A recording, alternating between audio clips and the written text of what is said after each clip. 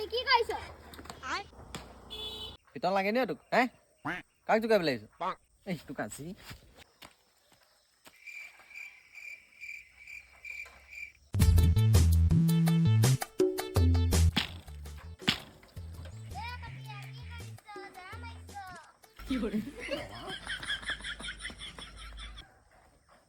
A few moments later.